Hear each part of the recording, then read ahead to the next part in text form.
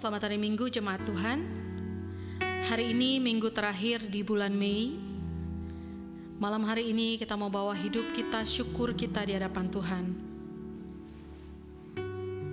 Karena semua yang Tuhan izinkan terjadi dalam hidup kita mendatangkan kebaikan buat saudara dan saya.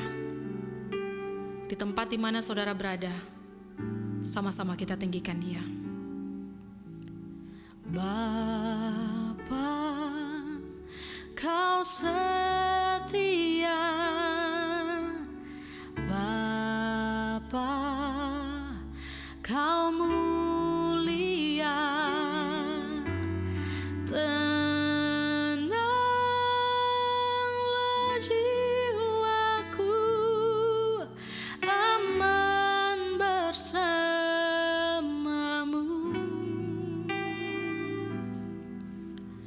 Lebih dari harta,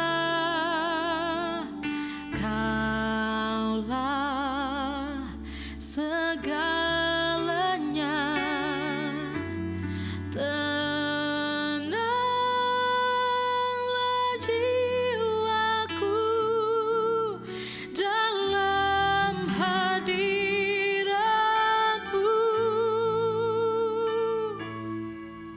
Kau tunjukkan kasih setiamu, Kau menyediakan yang ku perlu. Kau setia, Kau mulia, dulu, sekarang, dan selamanya. Kau tunjukkan kasih setiamu,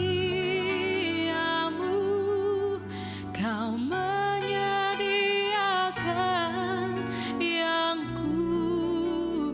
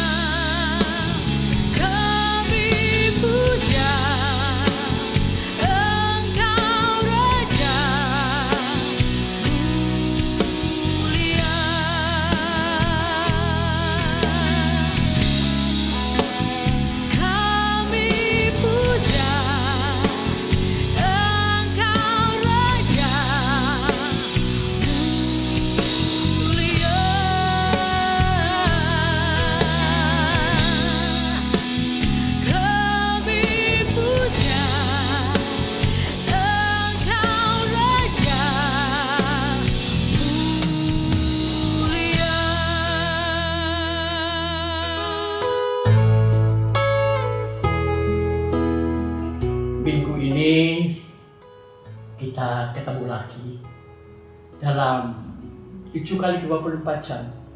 Tentunya hidup ini akan punya banyak cerita. Karena itu lewat minggu ini kita ingin berbagi lagi. Saudara pernah nggak naik roller coaster? Coba diingat-ingat. Saya pernah cuma sekali dan saya tidak pernah akan mengulangi lagi. Apalagi naik kora-kora. Karena waktu turun saya muntah. Gak akan saya ulang lagi. Kemarin saya nonton di TV. Ada roller coaster dengan kecepatan tinggi. Dengan pelintiran-pelintiran. Dengan jalan mutar balik. Dengan ketinggian yang paling tinggi di dunia. Saat itu di dalam satu kereta roller coaster yang naik mungkin sekitar 30 orang. Yang saya kaget di dalam berita itu apa? Begitu kecepatan tinggi dalam posisi melintir, mendadak roller coaster ini macet dan posisinya terbalik, di mana kepala penumpangnya itu semuanya ke bawah. Mereka berteriak histeris. Tapi untungnya dalam waktu 2 jam semuanya terselesaikan. Ya kita mungkin berkata, 2 jam sebentar. Coba kalau seandainya saudara yang ada di sana. Karena itu saya ingin menyampaikan satu tema minggu ini adalah life is like a roller coaster. Sekali lagi, life is like a roller coaster. Artinya apa? Hidup ini seperti perjalanan roller coaster. Kenapa saya dulu ini naik roller coaster? Karena saya ingin merasakan ketegangan, teriakan, ketakutan, dan saya belum pernah mengalami. Saudara perhatikan, hidup itu yang paradoks. Saya membayar tiket untuk ketegangan, ketakutan, teriakan, dan yang nggak nyaman juga sebetulnya. Tapi di situ adrenalin kita naik, ada fun juga, ada rasa sukacita, senang. Kadang-kadang kita kecanduan edik ya. Kita takut ketegangan, tapi kita cari. Kita takut ketakutan, tapi kadang-kadang kita beli tiket untuk mencarinya. Dan itulah manusia. Di Alkitab ada sesuatu ayat yang saya pikir saya bisa ngelakuin enggak ya? Yesus berkata, kasihilah musuh. Dan sebelumnya dia pernah mengatakan lewat firman-Nya, kasihilah sesamamu manusia seperti engkau mengasihi dirimu sendiri. Perlakukan orang lain sebagaimana engkau ingin diperlakukan. Saudara masih ingat saya pernah ngomong begini? Nilai atau standar hidup ibadah Anda bukan karena Anda pintar menyembah, aktif di gereja, enggak. Itu diukur bagaimana cara Anda memperlakukan orang lain setelah ibadah, ya. Cara saya dan Anda memperlakukan orang lain setelah ibadah itu menjadi ukuran nilai daripada ibadah. Nah, saya ingin coba ngomong-ngomong sebentar, kasihilah musuhmu. Bisa nggak ya Pak Fendi ya? Saudara dulu pernah punya teman? Akhirnya di tengah perjalanan menjadi musuh Anda? Tapi pernahkah Anda punya musuh? Sekarang jadi teman yang paling membela Anda? Coba tolong diingat. Pernah kan? Saya juga pernah. Jadi ini secara gampang ya cara menyimpulkan. Kenapa Tuhan mengatakan kasihilah musuhmu? Karena musuh itu juga bisa jadi teman. Teman juga bisa jadi musuh. Hanya soal waktu yang menentukan. Saudara bayangkan kalau saudara gak bisa ngasihi. Dulu musuhmu sekarang jadi temanmu. Sahabat, malu gak? Jadi ajaran Tuhan itu adalah ajaran yang sangat-sangat luar biasa.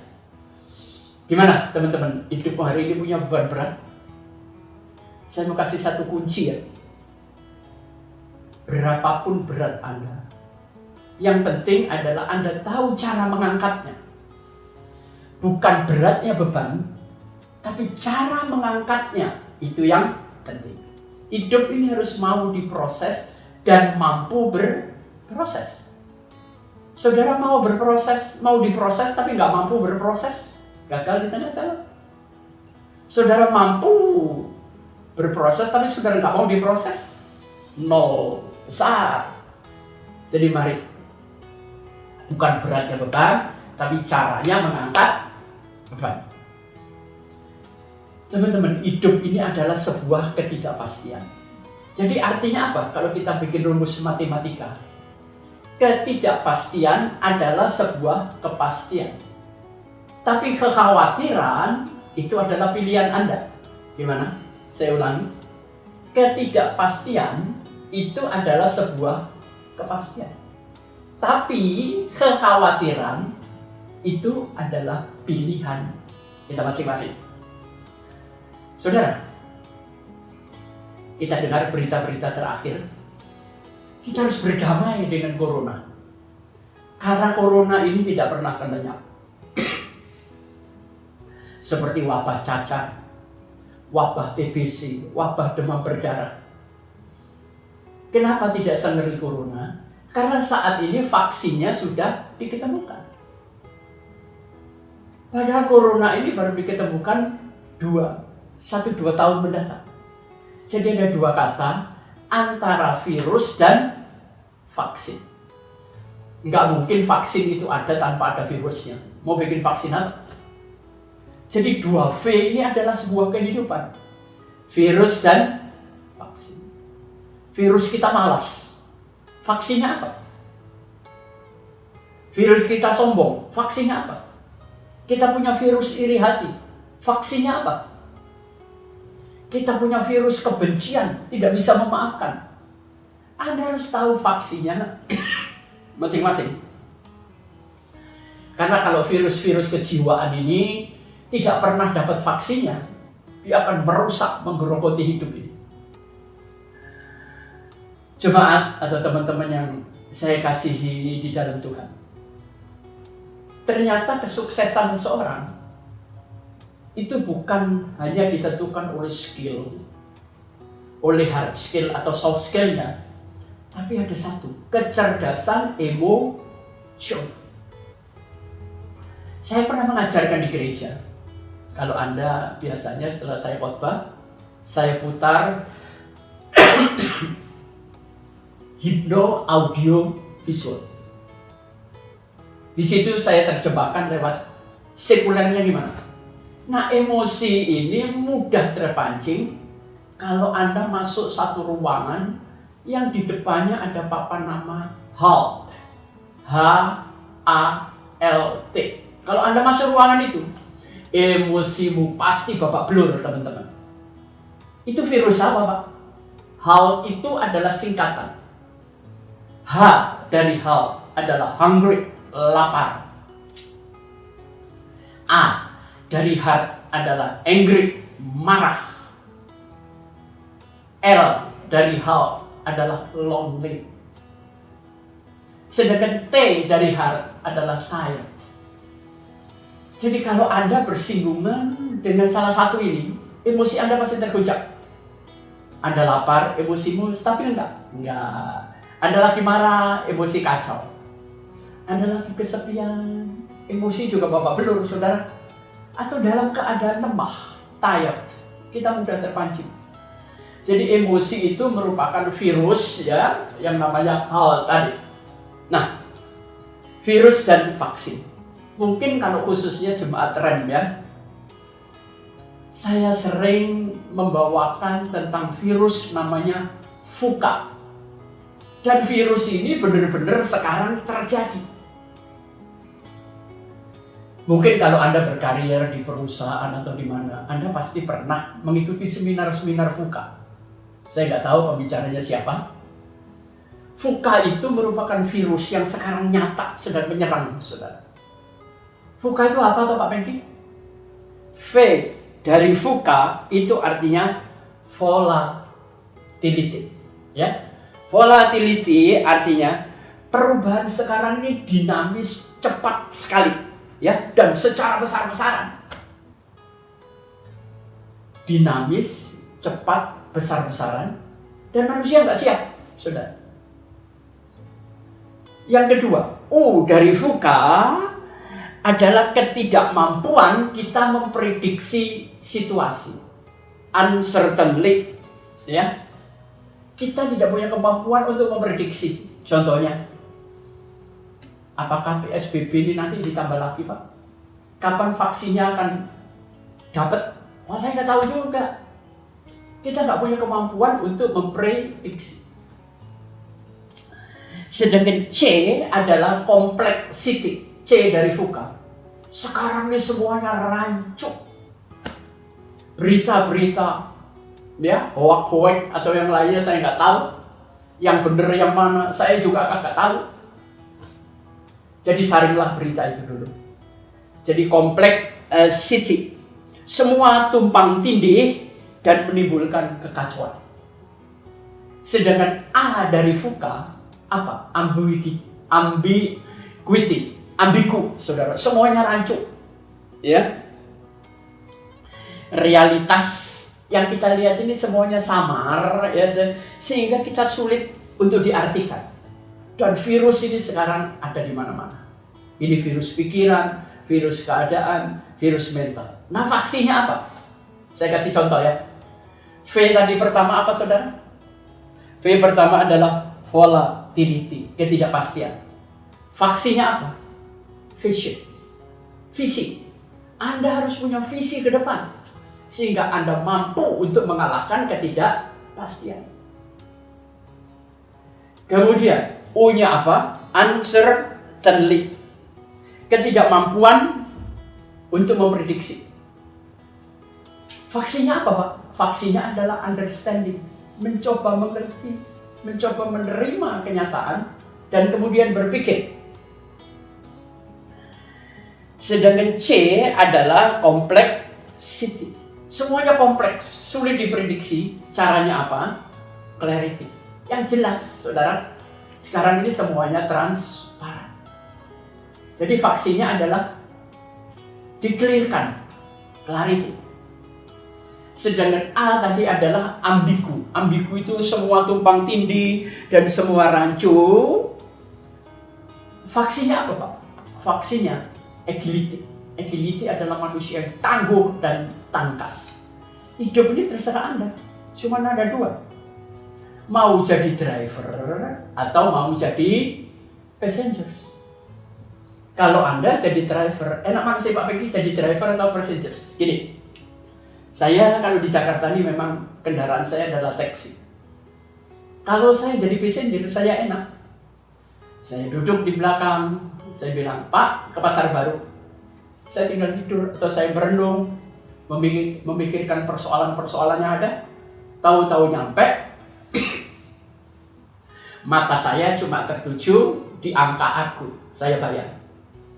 Perhatikan, saya sebagai passenger bisa tidur, tapi driver ini, kalau dia nggak tahu jalan, muter-muter, saya bisa marah. Jadi driver itu harus tahu navigasi, tahu tujuan. Bayangin kalau Anda naik taksi, saya pernah juga sih, Pak, saya nggak tahu jalan, tolong dikasih tahu. Ya, potongan argo juga nggak ada, tapi saya harus melek. Driver itu punya risiko lebih besar dari passengers. Tapi driver pada ujungnya terima duit. Nah, ini pilihan Anda. Mau jadi driver atau mau jadi passengers. Nah, Pak Pengki kan sering ngomong, Pak, hidup itu jangan sekedar jadi orang terpelajar, tapi jadilah seorang pembelajar. Kita sampai S2 paling selesai kan? S3, profesor, selesai. Tapi membelajar adalah belajar dari kehidupan, belajar dari kegagalan, dan belajar tidak pernah punya ruang. Saya sering belajar dari gelas. Gelas itu kalau mau diisi, syarat pertama harus kosong. Kita ini kenapa sulit diisi? Kalau anak-anak kecil ini begitu cepatnya dia tanggap. Karena pikiran dan otak anak kecil itu kosong. Seorang anak sehari itu bisa tertawa 300 kali. Sedangkan orang dewasa cuma 15 kali. Jadi jelas anak kecil lebih berbahagia. Yang kedua, di samping kosong, kalau Anda mau menerima ilmu-ilmu yang hebat, kosongkan.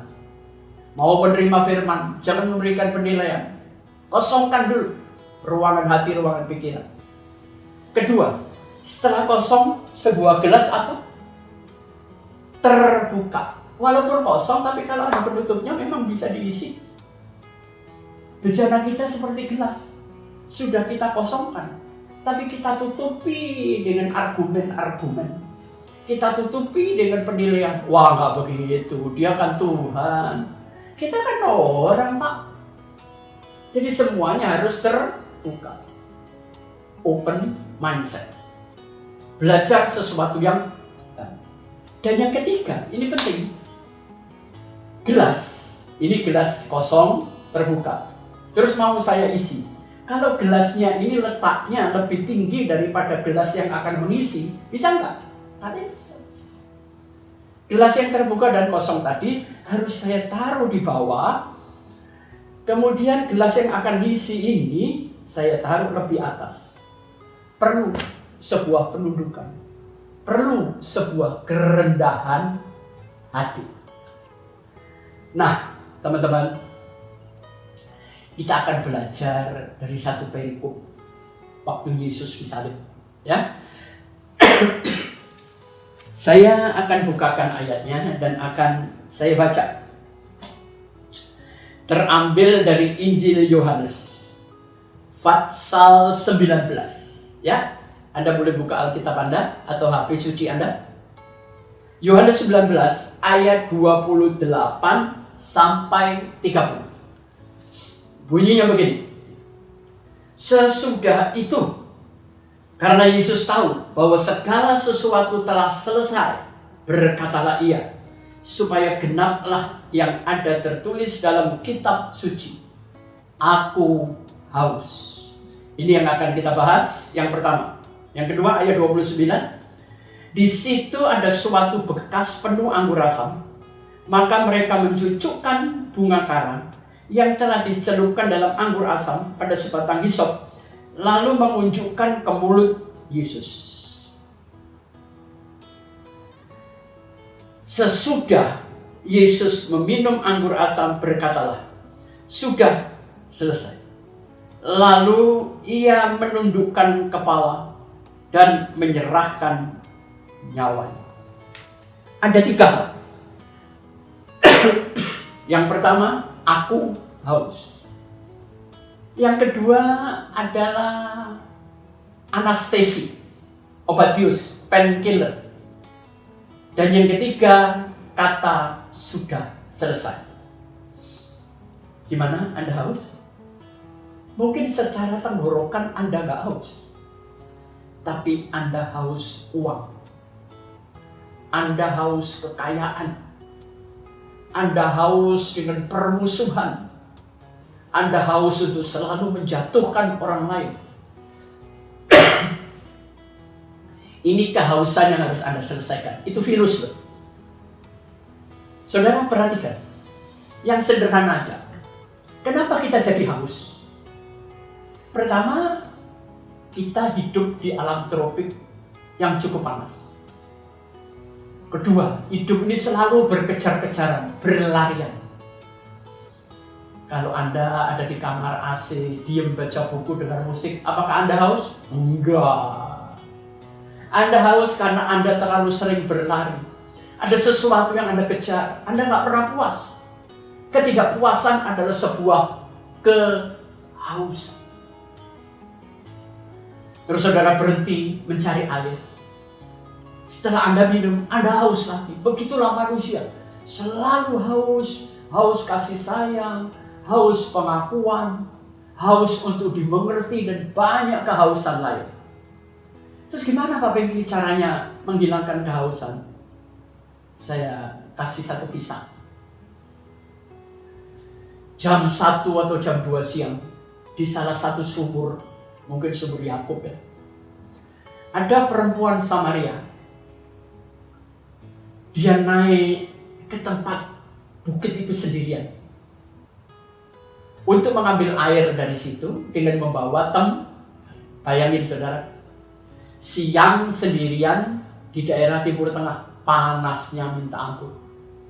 Yang menjadi pertanyaan, pada umumnya wanita zaman dulu di desa mengambil air itu bareng-bareng tetangga, ngobrol, cekikan. Tapi kenapa wanita ini sendirian dan nyeleneh, jamnya beda? Karena dia sebetulnya punya rasa malu. Hidup itu kalau masih punya rasa malu, itu masih jauh lebih baik. Dia adalah seorang pendosa. Mungkin tetangganya, jangan dekat-dekat. Kalau dia ikut, kita nanti aja. Akhirnya dia merasa tertekan oleh lingkungan dan wanita ini berangkat sendiri. Tujuannya apa? Menghilangkan rasa haus, mengambil air dari sumur. Sumur itu dibuat oleh manusia enggak? Ya. Tapi sumbernya dari siapa? Dari Tuhan dan Allah. Tahu-tahu siang itu ada seorang lelaki Yahudi mendadak membuka pembicaraan. Si wanita ini berpikir, kok berani ya laki ini? Emang naksir gua? Sebenarnya bukan persoalan di situ. Budaya mereka sangat ketat. Tidak diperbolehkan seorang Yahudi menegur orang Samaria, orang Samaritan. Orang Yahudi yang kawin campur, ini namanya kelompok Samaritan. Ini kelas 2. Ya. Dan di gereja pun tetap ada jemaat kelas 1, jemaat kelas 2, ya kan? Kalau orang kaya pasti kelas 1. Tapi kalau si Boiem atau Paijo yang di ujung kampung, mungkin dia jemaat kelas 3 dan 4. Seharusnya kita tidak boleh membedakan. Hari ini dia miskin, 10 tahun lagi mungkin jadi orang super kaya. Anda hari ini mengagungkan orang kaya, bisa juga 5 tahun lagi dia miskin, hidup gak ada yang tahu. Karena itu kepada siapapun kita harus menghargai. Jangan sampai nanti kalau yang sakit ini orang kaya, belum ditelepon pendetanya sudah datang. Tapi kalau yang sakit ini gak punya apa-apa, sudah mau mati pendetanya baru mau pakai pakaian, mau berangkat saudara, atau malas juga. Kita ini manusia, mendingan kita jujur sama diri sendiri. Kita pasti diberkati loh. Karena manusia itu punya kecenderungan menghindari penderitaan dan mendekati sebuah kenikmatan. Ya mudah-mudahan kita tidak seperti itu. Tapi setiap manusia punya kecenderungan ke sana. Tahu-tahu laki itu ngomong begini. Dia nggak tahu kalau itu Yesus dan dia Tuhan. Ibu, boleh aku minta minum? Dia kaget. Masakan seorang Yahudi minta minum dari aku? Yesus itu adalah pribadi yang suka melanggar pakem, melanggar aturan. Anda kalau melanggar aturan dihukum kan? Di gereja ada banyak aturan. Ya kadang-kadang kalau kita berani untuk mengguncang dan menerobos, akan jadi masalah buat Anda. Terus Yesus ngomong begini, kalau engkau minum air dari yang aku punya. Ini kan bingung saudara. Dia minta air, sekarang dia menawarkan air. Inilah, gak nyambung. Kita ngomong sama Tuhan seringkali gak nyambung. Terus kemudian perempuan tuh ngomong begini, Tuhan, sumur ini terlalu dalam. Engkau gak punya timba. Saudara, dalam hidup itu juga begitu. Rezeki kelihatan, tapi ngambilnya terlalu dalam. Kita nggak punya tali itu mungkin skill, tali itu mungkin strategi, keahlian. Gimana caranya ngambil air itu? Nggak mungkin.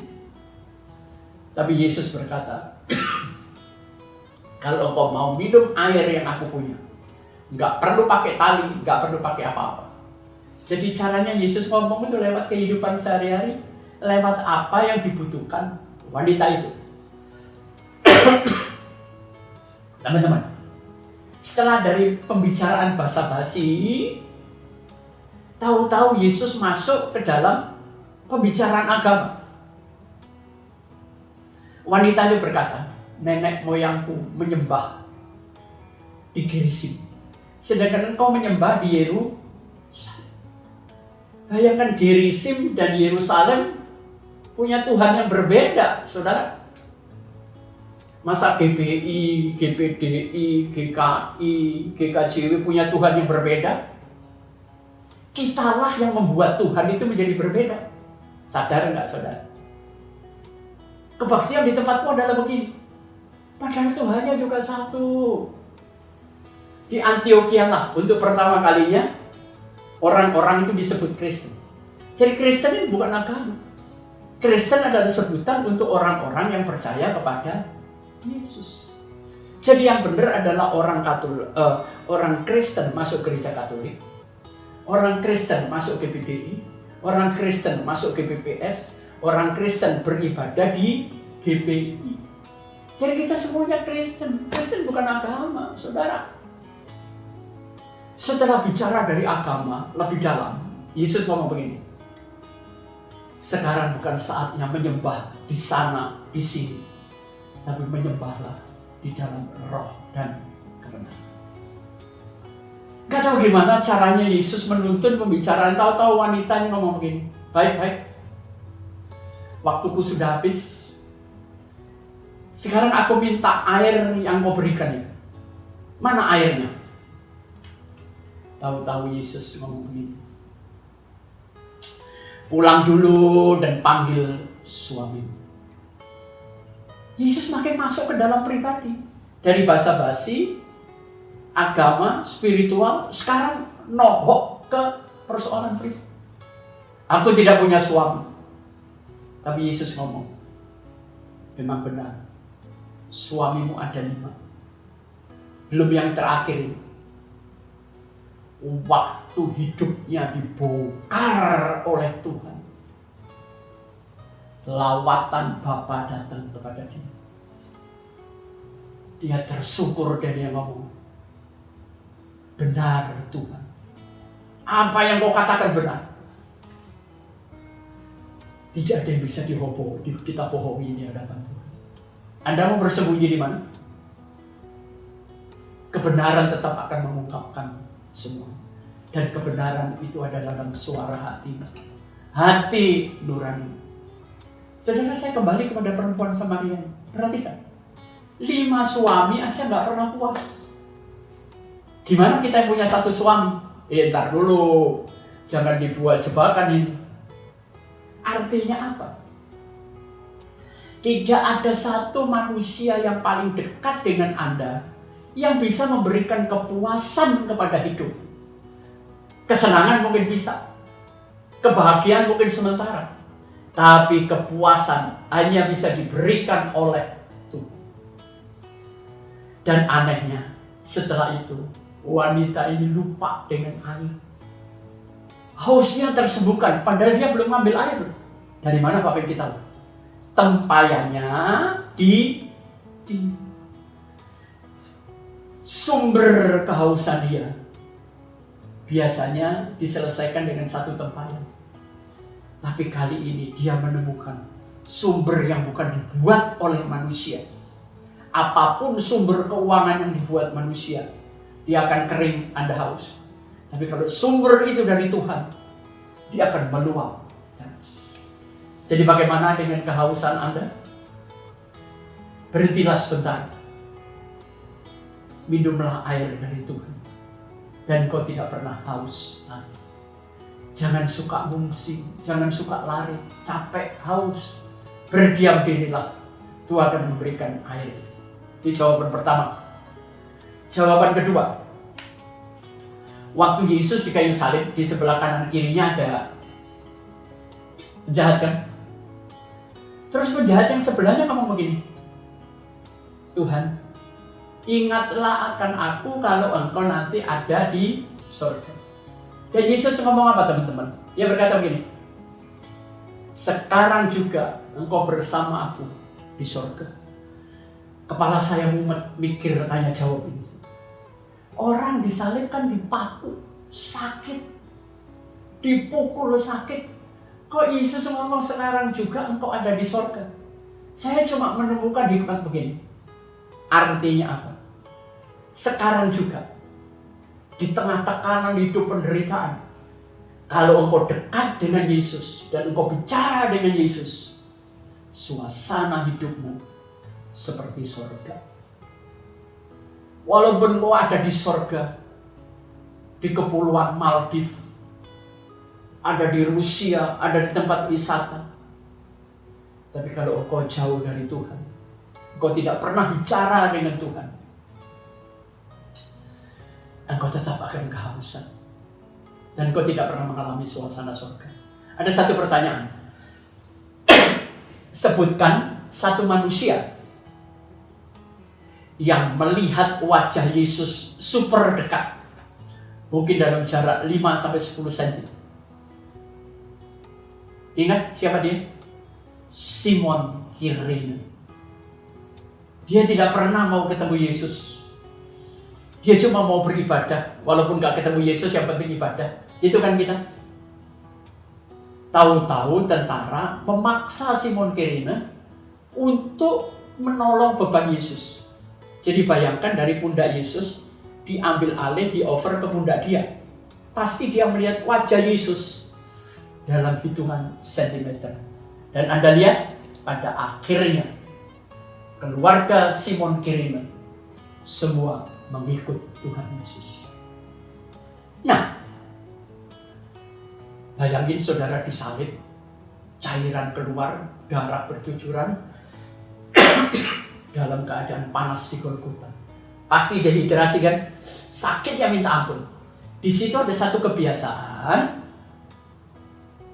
dicucukkan satu alat, ada hisop lah, semacam kalau saudara membersihkan laba-laba di langit-langit, itu dikasih kain, ada satu ramuan. Saya nggak tahu itu namanya apa. Dia bisa mengurangi rasa sakit. Painkiller. Di sini memang dikatakan setelah Yesus meminum. Tapi ada sebagian orang mengatakan Yesus tidak pernah meminumnya. Mungkin di ayat lain Yesus menolak untuk meminumnya. Saya nggak tahu kenapa terjadi perbedaan ini. Tapi saya ingin katakan, mungkin Yesus akan menolak. Karena dia memikul kesakitan kita. Dia tidak pernah mau dibantu oleh sesuatu dari dunia ini. Itulah anestesi. Anestesi ini obat bius. Bisa dalam bentuk pelarian, pengungsian. Kita minum alkohol, kita karaoke. Tapi kan cuma sementara. Nanti Anda pulang, persoalan tetap tidak selesai. Hanya sumber air dari Yesus yang bisa menyelesaikan. Yang ketiga, ini kalimat luar biasa. Yesus berkata, sudah selesai. Gimana hari ini? Masih banyak yang belum selesai? Ada beberapa hal dalam hidup saya juga belum selesai. Atau mungkin kita nggak mau menyelesaikan. Atau tidak terselesaikan. Hanya saudara yang tahu. Perhatikan. Di sini kita melihat setelah Yesus ngomong sudah selesai. Dia menyerahkan nyawanya lalu mati. Jadi kematian Tuhan itu bukan karena dia ditombak. Bukan karena dia disalib. Karena dia menyerahkan nyawanya dan dia berkata sudah selesai. Artinya apa? Kehidupan Yesus itu 100% di dalam kendali. Tapi perhatikan kehidupan kita. Kita seringkali dikendalikan situasi, dikendalikan emosi, dikendalikan oleh pikiran orang lain, dikendalikan oleh pikiran setan dan macam-macam. Tapi Yesuslah yang menentukan kematian. Sudah selesai. Artinya apa, saudara? Kita ini harus berani berkata, sudah cukup. Jangan serakah, jangan rakus. Nanti kehausan itu gak pernah selesai. Katakan, sudah cukup. Berapapun berkat yang kita terima, berapapun berkat yang Anda miliki, bersyukurlah. Tidak ada yang bertambah di dalam hidupmu sampai Anda bisa mengucap syukur. Jadi kematian Yesus bukan karena sebetulnya selama dianiaya dia merasa sakit. Tapi itu tidak bisa membunuh. Tapi waktu Yesus mengatakan sudah selesai, baru dia mati. Jadi sepenuhnya kehidupan Yesus ada di tangan dia dan Bapaknya. Gimana pada saat Anda mengalami tekanan hidup? Anda dikendalikan oleh tekanan, dikendalikan persoalan? Kalau Anda tidak mau haus lagi, jangan minum air yang Anda buat sendiri. Jangan minum air dari buatan sumber orang lain. Tapi minumlah air yang disediakan Tuhan. Lewat firman-Nya, mungkin lewat persoalan. Banyak kali berkat itu dibungkus dengan persoalan.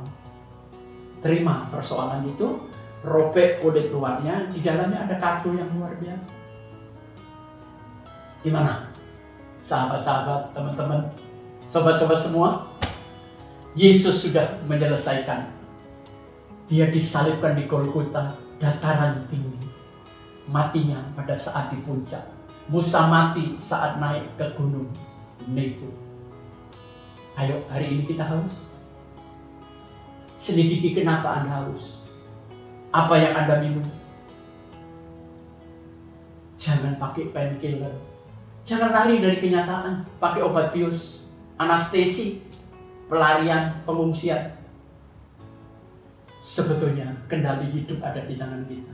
Berhenti serakah, berhenti rakus, berhenti tidak pernah puas, berhenti ingin lebih dari orang lain, berhenti ingin menang dari orang lain, berhenti minta pengakuan, berhenti mencari pengakuan, berhenti untuk merasa diri kita lebih hebat dari orang lain. Jadilah gelas kosong terbuka dan lebih rendah dari orang lain. Kita merendahkan diri, bukan rendah diri, maka isian itu akan masuk. Nah, sebelum saya tutup, saya mencatat satu catatan. Saya mau tanya, hari ini Anda bisa ngomong life is beautiful? Indahnya kehidupan? Belum? Oke, kalau belum, saya akan berikan pengarahan sedikit. Indahnya kehidupan bukan dari apa yang Anda lihat, bukan dari apa yang Anda kecap, bukan dari apa yang Anda rasa, bukan dari apa yang Anda dengar, tapi pada arti yang kita letakkan pada momen setiap kejadian.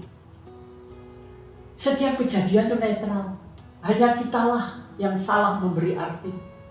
Pada saat Anda tepat memberi arti pada sebuah kejadian, momen itu akan menjadi indahnya kehidupan. Saya percaya, life is beautiful. Jangan berpikir pendek, berpikirlah jauh ke depan. Lakukan sesuatu yang bermanfaat. Antara lahir dan mati ada garis. Dan garis itu saya sebut di antara. Bisa 10 tahun, 20 tahun, 70 tahun kayak saya lebih. Nah, di antara itu Anda isi dengan apa? Berikan arti yang tepat sehingga hidup ini sangat indah. Melihat cucu berlari, melihat pasangan Anda tersenyum, melihat uang yang cukup walaupun di mata orang jumlahnya sangat sedikit. Pada saat Anda bersyukur, ada sesuatu yang bertambah di dalam diri Anda. Saya percaya Tuhan memberkati. Nah, setelah perenungan ini, sebentar saatnya juga kita memberi persembahan. Saya mau tanya, kalau misalnya waktu acara persembahan di dompetmu cuma ada 2 lembar, yang satu 100.000, yang satu 10.000, mana yang Anda pilih untuk Anda masukkan kolektor? Ayo ngaku, gak usah malu-malu.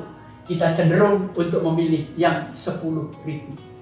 Tapi kalau berdoa, Tuhan cuma punya 2 uang, 10 sama 100.000. Mana yang Anda minta? 100.000 kan? Artinya apa? Melepaskan itu nggak butuh energi, mengambil itu butuh energi. Jangan genggam tangkai mawar. Semakin kau genggam, semakin berdarah. Mawar nggak boleh digenggam, daunnya hancur. Lepaskan. Kita harus punya kerelaan untuk melepaskan. berdoalah. Berapa kemampuanmu untuk memberi? Anda tahu caranya memberi lewat online kepada gereja. Karena gereja adalah tempat Anda bertumbuh. Gereja tempat Anda dibina. Dan sebelum kita memberi yang terbaik, kita akan berdoa. Bapakku, terima kasih untuk perenungan ini.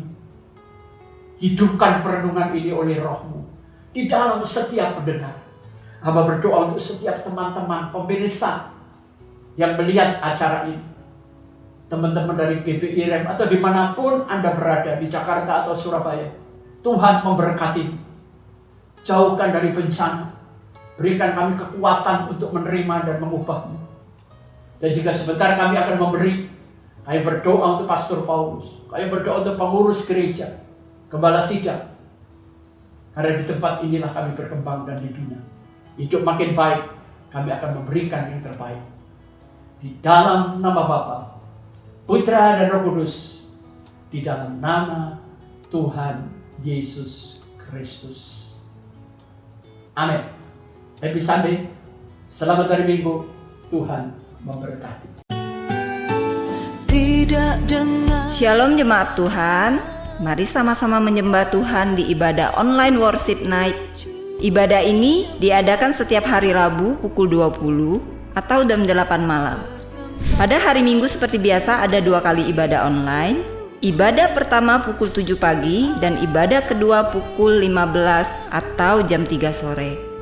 Bagi jemaat Tuhan yang rindu memberikan persembahan dan perpuluhan, bisa melalui bank transfer ke rekening BCA dengan nomor 466-700-0008 atas nama Paulus T. Supit. Dan jangan lupa untuk like, subscribe, dan share channel YouTube ini ya. Tuhan Yesus memberkati.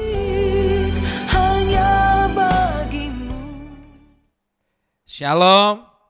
Saya percaya sore hari ini saudara sudah diberkati lewat pelayanan Pastor Pengki Andu dengan tema Life is like a roller coaster. Baik, kita akan akhiri, kita akan satu dalam doa dan sebentar kita juga akan menerima doa berkat. Kita satu dalam doa. Bapa kami yang di surga, terima kasih. Kami sudah diberkati lewat kebenaran-kebenaran firman-Mu. Firman-Mu telah menguatkan kami. Dan saat ini kami juga sehati berdoa untuk Pastor Pengki Andu. Tuhan berkati hamba-Mu, kesehatannya, pelayanannya, keluarganya. Tuhan berkati dengan luar biasa. Terima kasih Tuhan. Dan berkati kami semua yang telah menyaksikan tayangan ini. Kami percaya Tuhan, ibadah kami bukanlah ibadah yang biasa-biasa, tapi ibadah yang mendatangkan kuasa Tuhan. Terima kasih kami sudah diberkati lewat pelayanan firman pada saat ini. Dan kami akan akhiri dengan menerima berkat yang daripada-Mu. Mari saudara yang dikasih Tuhan, arahkanlah mata hatimu dan angkatlah kedua belah tanganmu tinggi di atas kepala. Katakan amin. Ketika saudara mendengar, hidup saudara diberkati. Diberkatilah keluar masukmu. Diberkatilah kesehatanmu. Diberkatilah keluargamu. Diberkatilah studi, pekerjaan, usaha, bahkan apapun yang saudara kerjakan saat ini, baik di rumah maupun di tempat pekerjaan saudara. Tuhan akan membuatnya berhasil. Engkau tetap naik bukannya turun, menjadi kepala bukan ekor. Kemanapun kakimu melangkah, berkat Tuhan menyertai. Apapun yang kau minta kepada Bapa yang baik akan selalu memberikan yang terbaik. Karena itu sekarang terimalah berkat-berkat yang luar biasa ini daripada Allah Bapa. Cinta kasih yang sempurna dari Tuhan kita Yesus Kristus. Persekutuan dengan Roh Kudus yang menuntun, memimpin, menyertai kita. Mulai saat ini sampai Ia datang. Pada kali yang kedua menjemput kita semua di awan-awan kemuliaan. Kita yang sudah diberkati, mari sama-sama katakan amin. Tuhan Yesus memberkati.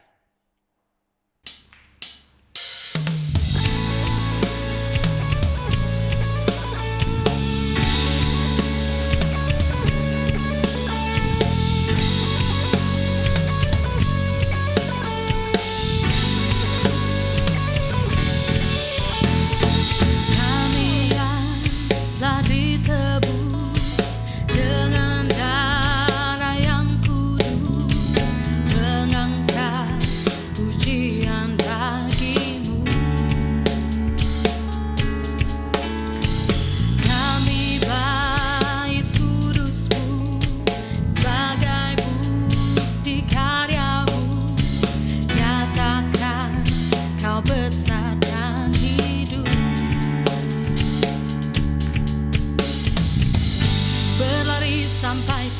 berjuang mendapatkan